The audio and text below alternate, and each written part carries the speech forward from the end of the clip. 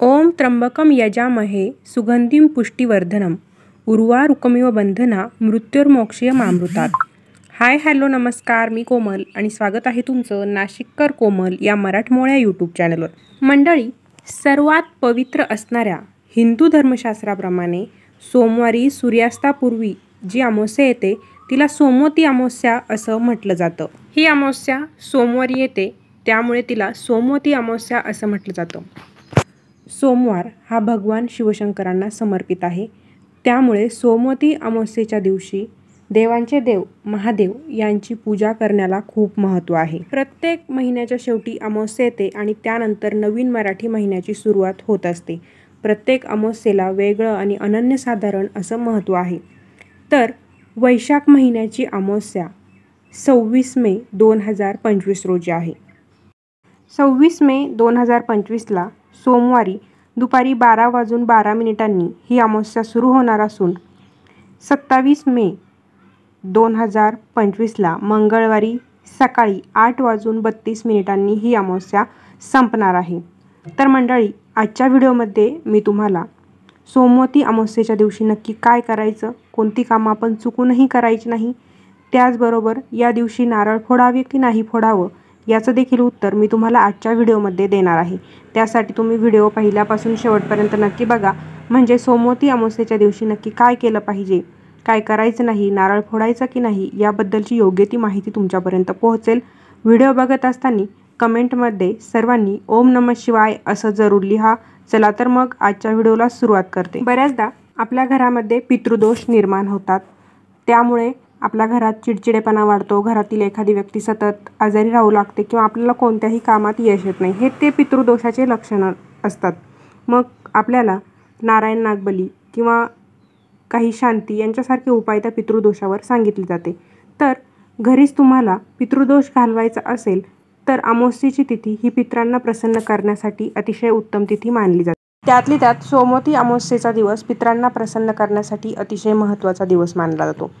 अमावस्येच्या दिवशी तुम्ही पितृतर्पण, पिंडदान किंवा मग भगवान शिवशंकरांना काळे तीळ अर्पण करू शकता। यामुळे देखील पितृ प्रसन्न होतात किंवा पितरांच्या काही मंत्राचा तुम्ही जप करू शकता। तर त्यातील पहिला मंत्र असा आहे ओम पितृदेवताय नमः। दुसरा मंत्र असा आहे ओम पितृगणाय विद्महे जगतधारिणे धीमहि तन्नो पितरो प्रचोदयात। त्यानंतर पुढचा तिसरा मंत्र असा आहे ओम देवताभ्य पितृभ्यश्च महायोगिभ्य एवच नमः स्वाहाये स्वधाये नित्यमेव नमो नमः। त्यानंतर पुढचा चौथा मंत्र असा आहे ओम आद्यभूताय विद्महे सर्वसेव्याय धीमहि शिवशक्ती स्वरूपेण पितृदेवो प्रचोदयात। यापैकी तुम्हाला जो मंत्र योग्य वाटेल त्या मंत्राचा तुम्ही 108 वेळेस जर जप केला तर नक्कीच तुमचे पितृ तुमच्यावरती प्रसन्न होतील। सोमवती अमावस्येच्या दिवशी नक्की काय करावे? तर बघा, सोमवती अमावस्येच्या दिवशी शक्य असल्यास पवित्र नदीत स्नान करायचं आहे, नाहीतर घरच्या घरी अंघोळीच्या पाण्यामध्ये गंगाजल मिसळून पंचगंगेचे स्मरण करून स्नान करायचं आहे। त्यानंतर पितरांना काळे तीळ मिसळून अर्घ्य अर्पण करायचं आहे आणि पितृतर्पण देखील करायचं आहे। त्यानंतर या दिवशी भगवान विष्णूची पूजा करण्याला देखील महत्त्व आहे, त्यामुळे भगवान विष्णूंची विशेष पूजा आपण करायची आहे आणि त्यांना पिवळे वस्त्र देखील अर्पण करायचं आहे। आपल्या हिंदू धर्मामध्ये स्नान, दान या गोष्टींना खूप महत्त्व आहे, त्यामुळे सोमवती अमावस्येच्या दिवशी गरीब आणि गरजू लोकांना तुम्ही आपल्या ऐपतीप्रमाणे काहीतरी दान करायचं आहे। त्यामध्ये तुम्ही धान्य, उबदार कपडे, छत्री, ब्लँकेट काही किंवा इतर काही खायच्या वस्तू असतील ते तुम्ही गरजू आणि गरीब लोकांना दान करायचं आहे। सोमवती अमावस्येची तिथी भगवान शिवशंकरांना समर्पित असल्यामुळे ओम नमः शिवाय ओम नमः शिवाय या मंत्राचा जप आपल्याला करायचा आहे। घरामध्ये शांतता राखायची आहे आणि भांडण होणार नाही किंवा इतर कोणाचं भांडण चालू असेल तर त्या भांडणात देखील आपण सहभागी व्हायचं नाही। घराच्या स्वच्छतेला देखील खूप महत्त्व आहे, त्यामुळे आपल्या घराची स्वच्छता देखील या दिवशी आपण ठेवायची आहे। तुळशीची देखील आपण पूजा करायची आहे। अशी काही कामं आहेत की जी आपल्याला सोमवती अमावस्येच्या दिवशी चुकूनही करायची नाहीत।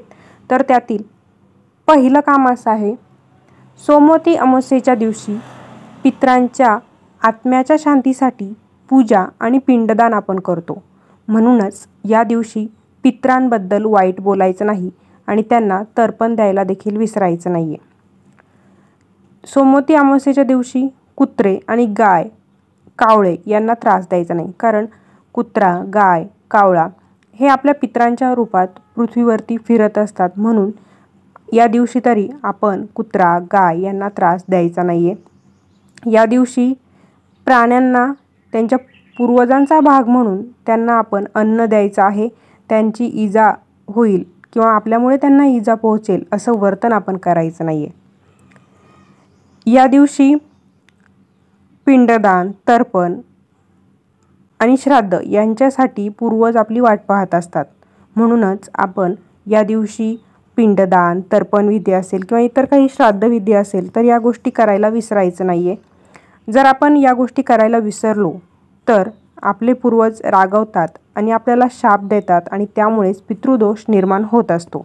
या दिवशी ब्रह्मचर्याच्या नियमाचं पालन करायचं आहे. जर आपण या नियमाचं पालन केलं नाही तर आपण ज्या काही पूजा या दिवशी करतो तर पूजेचं पूर्ण फळ आपल्याला प्राप्त होत नाही. तसेच तामसिक वस्तूंना आपण हात लावायचं नाही. चुकूनही मांसाहार किंवा मद्य सेवन करायचं नाही आहे. तरच आपण जी काही पूजा केलेली असते त्याचं चांगलं फळ आपल्याला मिळतं. आपण घरात अस्वच्छता होणार नाही याची काळजी घ्यायची आहे. घराच्या स्वच्छतेकडे लक्ष द्यायचं आहे. घराच्या आजूबाजूला आपण घाण पसरायची नाही आहे. सोमवती अमावस्येच्या दिवशी कोणाशी भांडण करायचं नाही आहे. शिवीगाळ किंवा अपशब्द देखील कोणाला बोलायचं नाही. सोमवती अमावस्येच्या दिवशी जर आपल्या दारामध्ये गाय, कावळा किंवा कुत्रा येत असेल तर ते आपल्या पूर्वजांचं रूप असतात. म्हणून त्यांना परत पाठवायचं नाही आहे, त्यांना हकलवून लावायचं नाही आहे. तर त्यांना आपण काहीतरी अन्न द्यायचं आहे. शिळं अन्न चुकूनही द्यायचं नाही. तुम्ही त्यांना एक पोळी दिली तर ते आपोआप आपल्या दरवाजातून निघून जातील.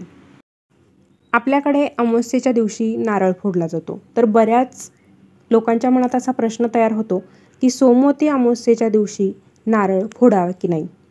तर सोमवती अमावस्येच्या दिवशी शक्यतो नारळ फोडायचा नाही, कारण आपण सोमवारच्या दिवशी नारळ फोडत नाही.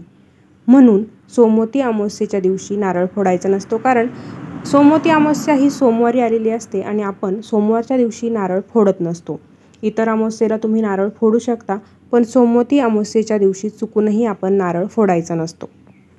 आपण भगवान शिवशंकरांची पूजा करतो सोमवारच्या दिवशी, त्या दिवशी देखील आपण नारळ फोडत नाही. म्हणूनच तुम्ही जर काही पूजा करत असाल, पूजेमध्ये तुम्ही नारळाचा वापर करणार असाल तर तो नारळ तुम्ही तसाच अर्पण करून द्यायचा आहे, वाहून द्यायचा आहे. तो नारळ तुम्ही फोडत बसायचा नाही आहे, कारण सोमवती अमावस्या ही सोमवारी येते आणि सोमवारच्या दिवशी नारळ फोडला जात नाही. म्हणून सोमवती अमावस्येच्या दिवशी आपण नारळ फोडायचा नसतो. जो कोणी अमावस्येच्या दिवशी, विशेषतः सोमवती अमावस्येच्या दिवशी पितरांची विधीपूर्वक पूजा करतो त्याच्या जीवनात भौतिक सुख आणि समृद्धी मिळते आणि पितृदोष देखील नाहीसा होतो. अमावस्येच्या दिवशी, सोमवती अमावस्येच्या दिवशी दान करण्याला विशेष महत्त्व आहे. विशेषतः पांढऱ्या रंगाच्या वस्तूंचं दान आपण या दिवशी करायचं आहे. मग तुम्ही पांढरी मिठाई दान करू शकता, पांढरे कपडे दान करू शकता किंवा मग दूध देखील दान करू शकता. या दिवशी भगवान शिवशंकरांची पूजा करण्याला देखील खूप महत्त्व आहे. अमावस्येच्या दिवशी आपण जे काही कर्म करतो त्याचं फळ आपल्याला दुप्पट मिळत असतं. म्हणजे तुम्ही चांगलं काम केलं, दान केलं तर तुम्हाला देखील त्याचं दुप्पट फळ मिळेल आणि काही वाईट कृत्य तुमच्या हातून घडलं तर त्याचे वाईट परिणामच तुम्हाला भोगावे लागतील. तर येणारी अमावस्या 26 मे 2025ला सोमवारी येत असल्यामुळे ही सोमवती अमावस्या असणार आहे. या दिवशी काय करायचं आहे, काय करायचं नाही, नारळ फोडायचा की नाही, अशा सर्व प्रश्नांची उत्तरं आपण आजच्या व्हिडिओमध्ये जाणून घेतलेलं आहे. तरीही तुमच्या मनात काही शंका असतील तर मला कमेंटद्वारे नक्कीच विचारा. असा होता आजचा व्हिडिओ तुम्हाला आवडला असेल तर व्हिडिओला लाईक नक्की करा, शेअर करा. चॅनलवर नवीन असाल, अजून सबस्क्राईब केलेलं नसेल तर चॅनलला सबस्क्राईब नक्की करा. पुन्हा भेटूया अशाच एका नवीन व्हिडिओसोबत. धन्यवाद.